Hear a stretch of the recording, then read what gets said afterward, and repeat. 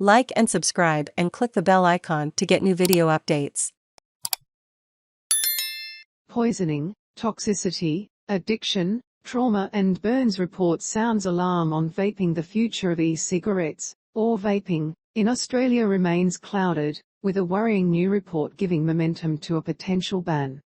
An Australian National University report on vaping on Thursday concluded that e-cigarettes pose a serious public health risk, and serve as a gateway to cigarette use among young people and non-smokers. The report, considered the most comprehensive review of vaping-related health impacts to date, was commissioned by the federal government as it puts the finishing touches on its National Tobacco Strategy 2022 to 2030. The government's draft strategy proposed restrictions on the marketing, availability and use of all e-cigarette components in Australia, regardless of their nicotine content. The new research would appear to give credence to those concerns.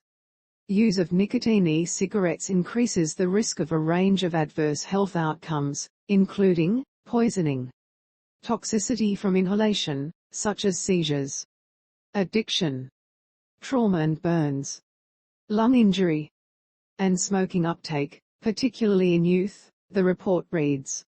E-cigarette use has risen in Australia in recent years, with the Australian Bureau of Statistics recently reporting 1 in 5 people aged 18 to 24 had tried a vape. It is illegal to buy liquid nicotine in Australia without a GP prescription, or if you are under 18, but medical groups and health organisations say young people are still widely able to access vapes at convenience stores and online retailers. The use of sweet, fruity flavors and a notion that vapes are just water vapor is often seen as a veiled ploy to hook more young people on nicotine and, in turn, cigarettes, with groups such as the Cancer Council seeking a ban on such products.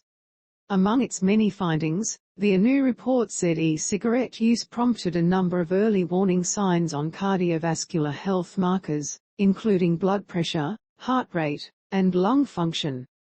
The report also noted vapes were indeed highly addictive, and underpinned increasing and widespread use among children and adolescents in many settings.